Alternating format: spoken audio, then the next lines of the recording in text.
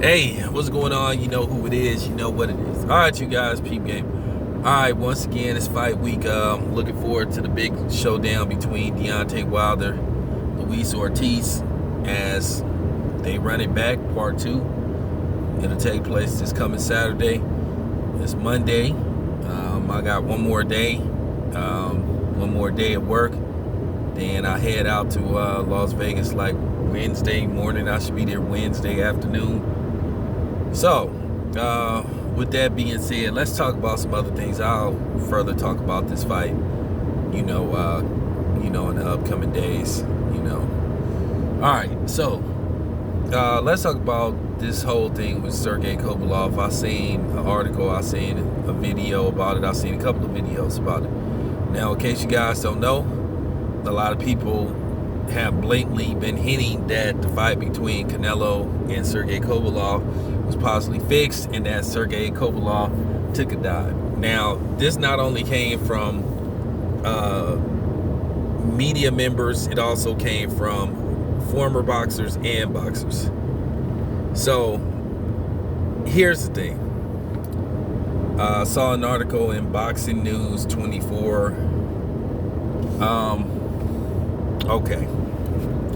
Apparently, they must have did an interview, or they heard about an interview that Sergey Kovalev basically conducted, and basically Sergey Kovalev said he took the Canelo fight for financial purposes. Well, don't we all take fights for financial purposes to get paid?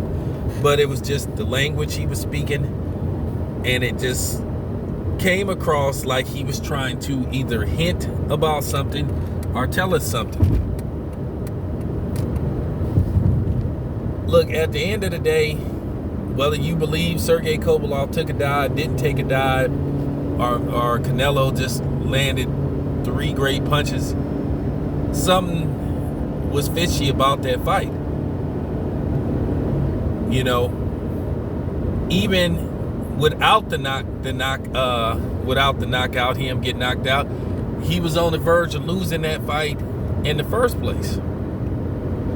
He hinted also, he said it was a fight that he couldn't win. At the end of the day, we already know the Nevada State Athletic Commission, to a certain degree, ain't gonna do their due diligence and run an investigation, because they only have so much jurisdictions. They can ask, and it's not like they gonna ask Canelo and say, hey man, was the fight with Sergey Kovalev fixed? And he'd be like, yeah, well, yeah, of course. And the same thing with Sergey Kovalev. They can run an investigation, but they only have so much power. If you real serious about this shit, then you bring what you would call the feds into this, and then it becomes a criminal case versus a integrity case. So basically, if you bring law enforcement into it, based off the fact this happened in Las Vegas, bets were placed, and all that type of shit, then okay, then you have a big problem.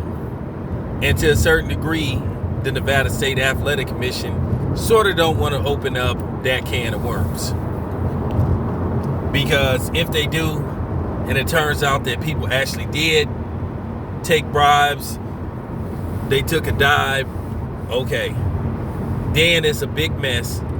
Then you talking about taking away victories.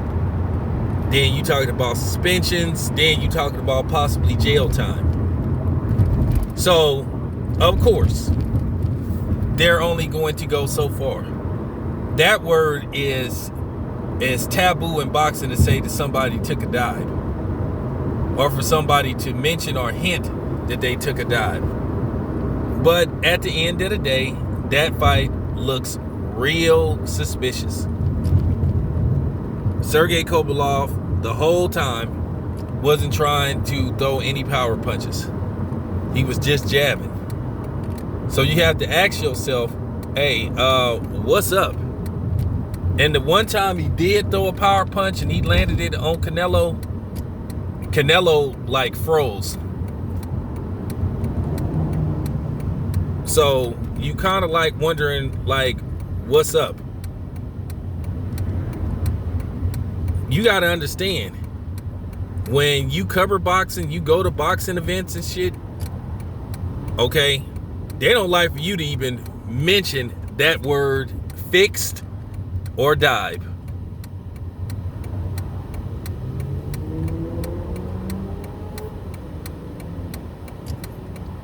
It's just like a bad word.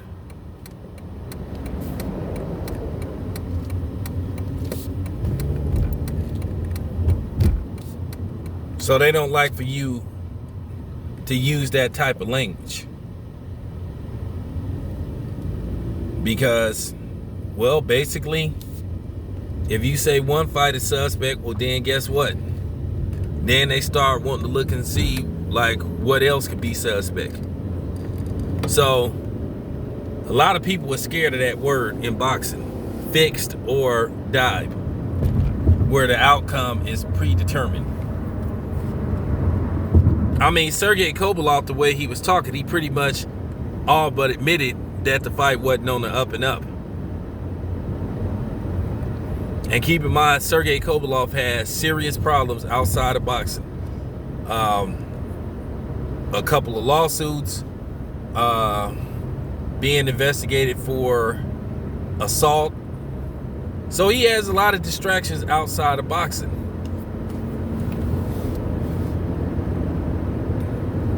So, in closing, for the people that think the fight wasn't on the up and up, that think something was suspicious about it,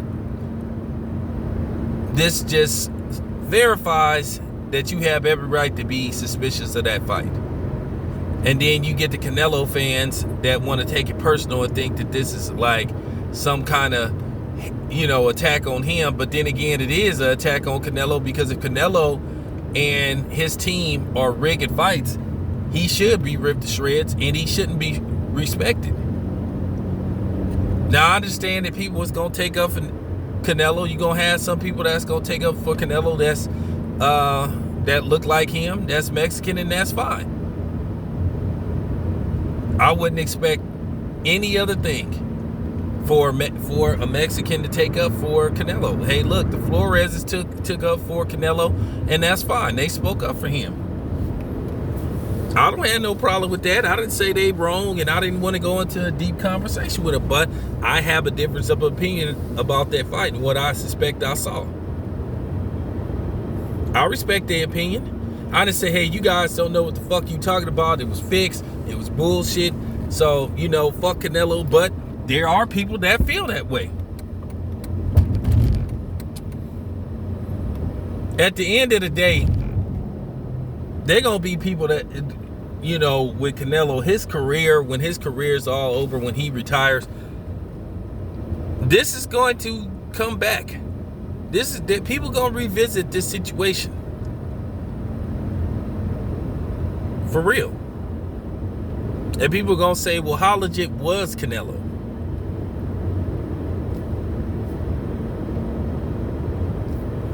That's all I ask.